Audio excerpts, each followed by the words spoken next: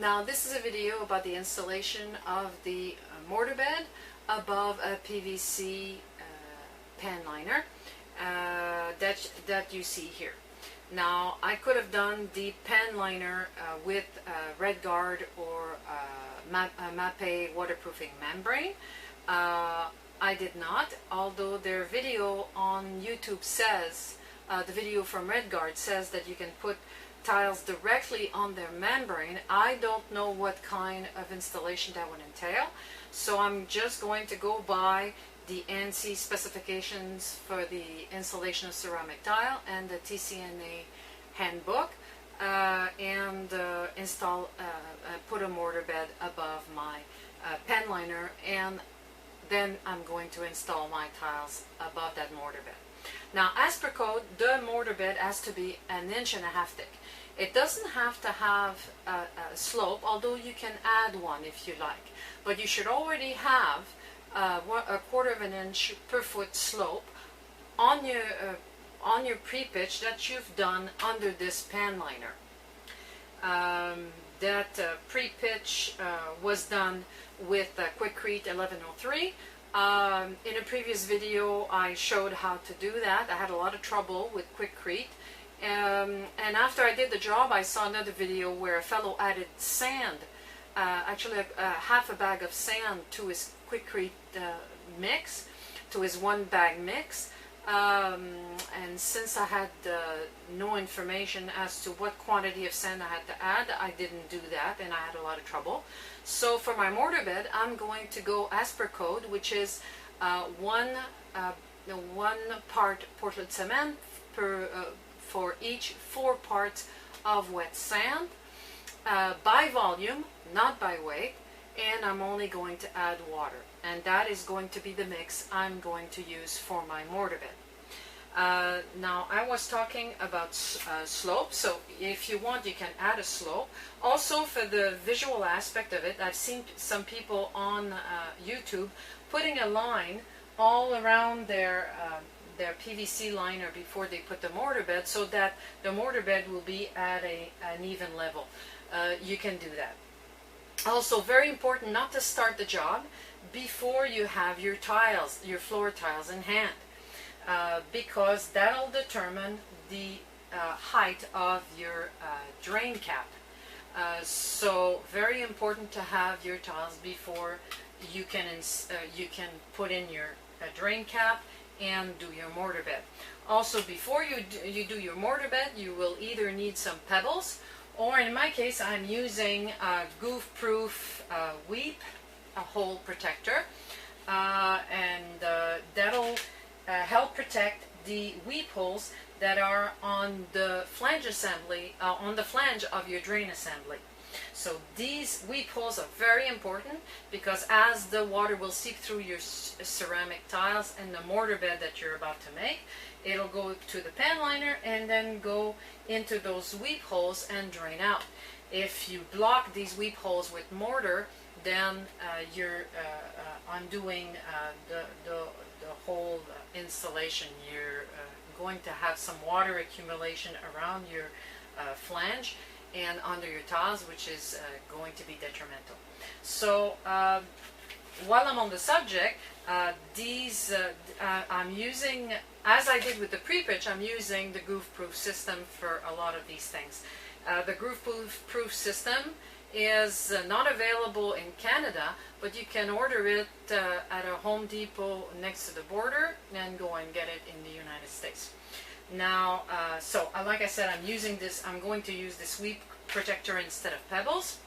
As for the 1.5 inch height of my mortar bed, I'm also going to use the goof-proof shower system, but you don't have to. You can actually do it by hand, and if you have enough experience to do that. I'm not going to take any chances because I don't approximate very well, so I'm going to use the goof-proof system and show you how to do that. As for the curb, there's different ways of doing it. Again, we can't put any nails on the top of the curb as per the TCNA. So one way to do the curb with mortar is to use a mesh. Not this type of mesh, I'm only using this as an example, but you can find the appropriate mesh at Home Depot or Renault Depot. And the idea is to put the mesh around the curb with an elongated section which will be in the mortar bed above your pan liner, and that will hold your mesh down, and you can also nail it on the outside of your curb. Once the mesh is installed, then you do a mortar bed covering, a nice covering where you will be putting your tiles after it's dry. Now, since I'm not very good at doing staircases, I'm not going to use that. I'm going to use the Kirb Perfect bracing system, which I have here, and I'm going to use, and it's a bracing system. It'll go around the curb, and I'll just have to fill it up. Again, it's a bit of money for something that you're going to bury under your mortar, but since it is the only shower I'm ever going to do, for me it is a good investment.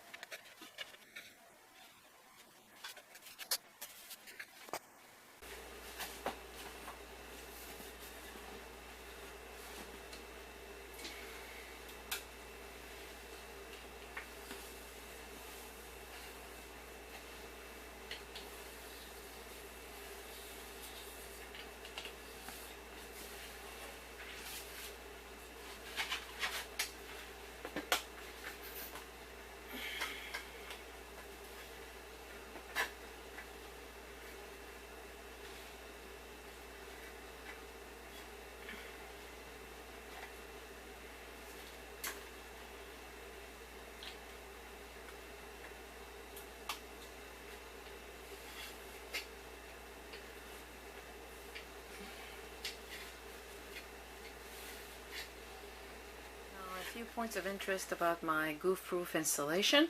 The sticks are 3 feet long and start off with at 1 inch height and end up at 1 3/4 inches. Now, as you can see, I didn't have long enough and I didn't buy any extensions, so I just took the pieces that I had left over and stuck them on very lightly with hot melt glue. Now, I also used these extra pieces in order to put a line all along based on the height of the groove proof at the very end, which is 1 3/4 inches, and I used a level in order to make that line level. So that's a little trick to extend those sticks. Also, they say to on the video that came with my assembly package, my goof-proof package, they say to not have too many spaces like these. The sticks have to be spaced at a certain maximum, and I should have bought some extra sticks, but I didn't think about that before I started my job. And with the pre-pitch, it went quite well, so I'm not too worried about that. One thing that I wasn't sure about was the height of the stick right off the drain, and Marky Kirby from Goofproof explained to me that because the circle here that you don't see, the disc, gets installed above the X-head screws of the flange of the drain assembly, the height right off the bat ends up being 1.5 inches, and as you can see, it's 1.5 inches as per the NC code and as per the TCNA handbook. Also, I have my tile, and once I sit it on, the goof proof, as you can see, with a bit of glue, it's going to be just a perfect fit. So I screwed it on at the right height for my tiles. So now I've got to install the curb.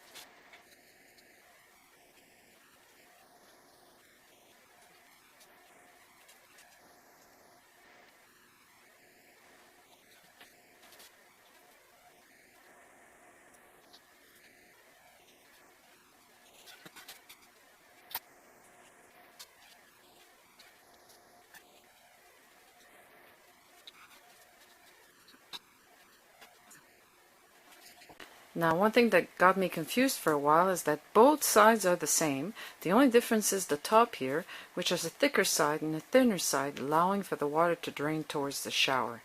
So that's a good thing to know.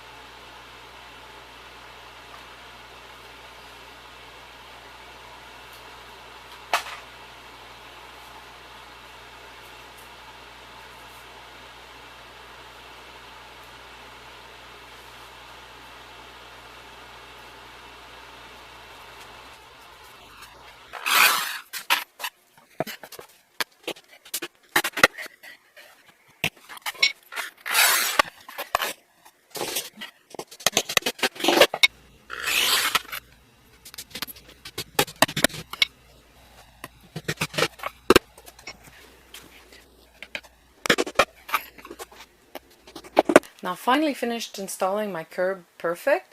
I've got my galvanized roofing nails on the exterior. As you can see, in some circumstances, I drilled some holes, some new holes, and put in some additional ones where I felt it needed to be more flush with my installation. I also made sure that the level is nice and towards the shower. As you can see, the arrow on the top piece points towards the shower, and this is how you have to install it, so that the water that will accumulate on the top of the curb will end up going towards the shower, which is a really neat thing with the Kirb Perfect.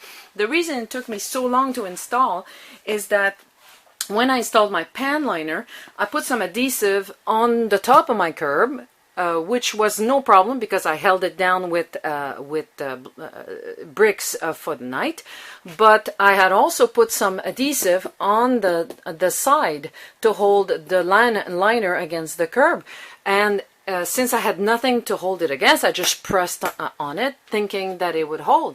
Well, it didn't. What it did is it just created accumulations of adhesive on the side of my curb, and which pushed the curb perfect out of plumb. So I had to remove my liner off the curb, chisel out all the lumps of glue that hadn't stuck to the pan liner, and remove them, and then put back my liner, which was a lot of trouble.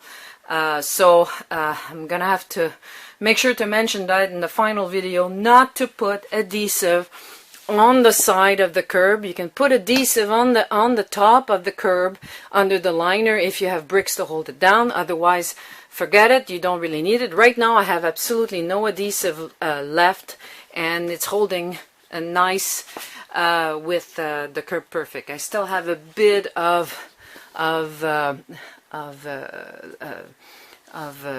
it sticks out a bit here, but that should be okay. It's not so bad. So no adhesive under the pan liner on the curb. So I've got my water ready, all plugged in for the curing of the Portland cement and sand mixture that'll come next. And I have my tarp ready to go, my 4mm tarp ready for the curing as well. And I'm going to do my mix now. Now for my mortar bag mix, I'll be using 1 part Portland cement to 4 parts wet sand by volume, not by weight, as per the NC specification for the installation of ceramic tile and the TCNA handbook. I found this bag at Renault Depot, Portland Type 1 Portland cement, and these bags of wet sand I found at Home Depot. Renault Depot did not know what I was talking about when I asked for wet sand.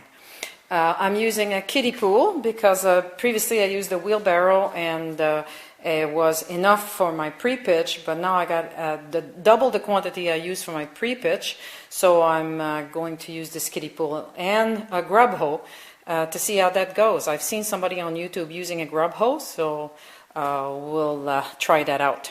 I also have my glasses, my gloves, a mask, and a hair coverage. So let's go.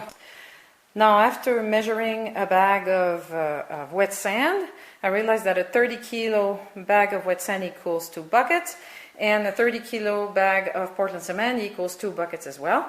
So for each bucket of Portland cement, I'll be able to use 2 bags of wet sand.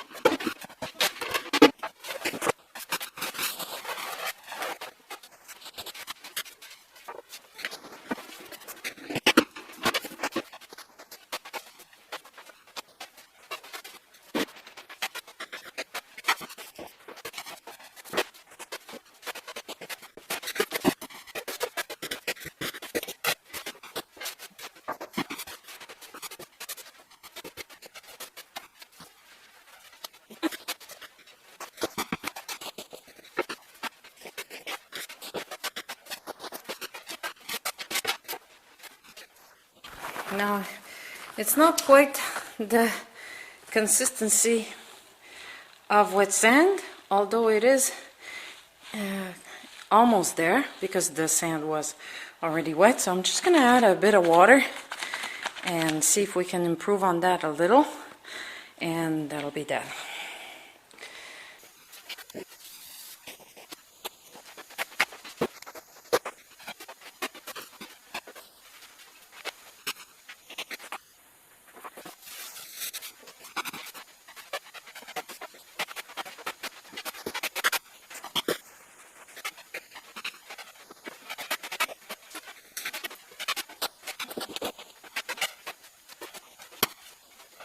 This is the sand after adding about 2 cups of water.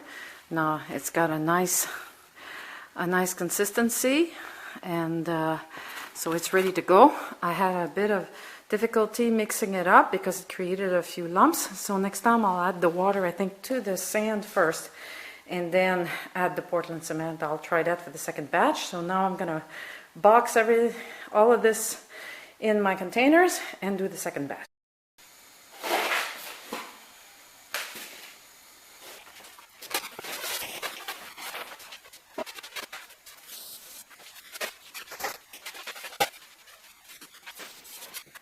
As I decided to do after my first batch, I decided to add water directly to the sand, which was a great idea, a lot easier to mix, and I've got the consistency that I want, and all that's left now is to add the Portland cement. Using the paddle pool was a great idea for the back. The only thing is one of the decals started coming off at the bottom, so I had to remove a piece of decal from my mix. So probably I won't be able to reuse this pool for a kit anyways. The grub hole, also a great idea from another YouTuber, great for the back, really helps out in doing the mix. So I'm going to complete this second batch, leave it here, and I'm going to go and I'll be ready for my mortar bed.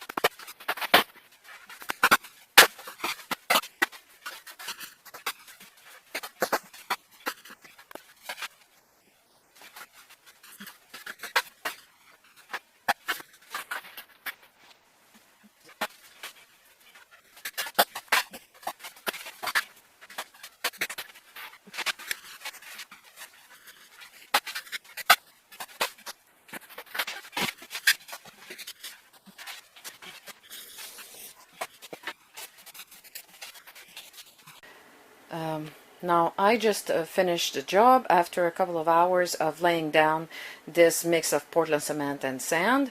I needed a second bag of Portland cement and almost 5 bags of wet sand in order to finish the job because I ran out a bit. This is a 5x5 shower with 2 diagonal corners.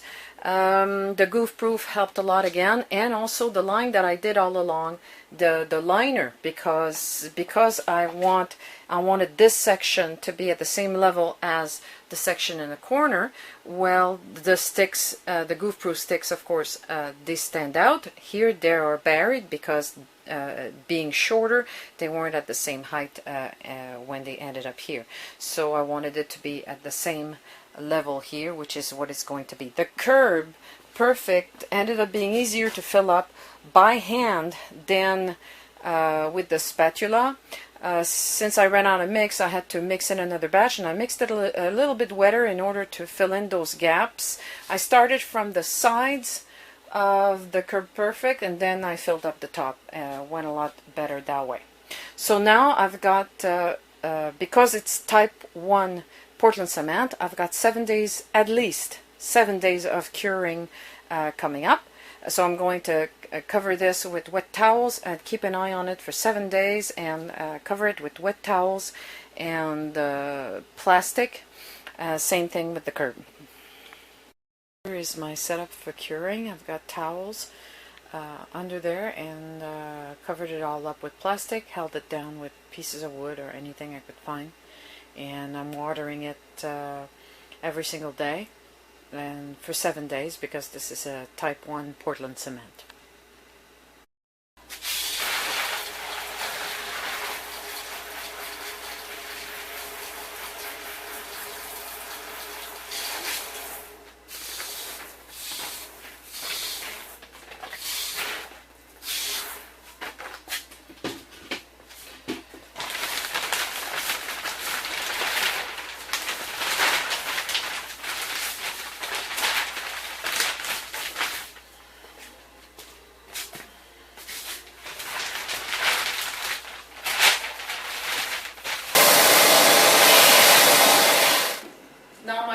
that is finally cured and dried out. As you can see, I had plenty of time to do other work because it took 3 weeks to finally all dry out.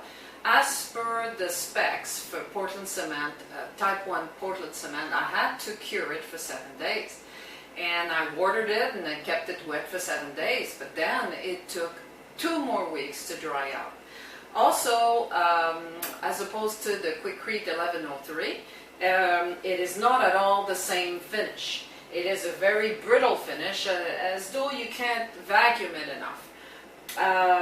The good thing is, after 3 weeks of drying out and 7 days of curing, it shows absolutely no cracks. I don't know how I would have gone had I used the Quikrete 1103 mixed in with sand, as one YouTuber did, but I'm quite happy with the result.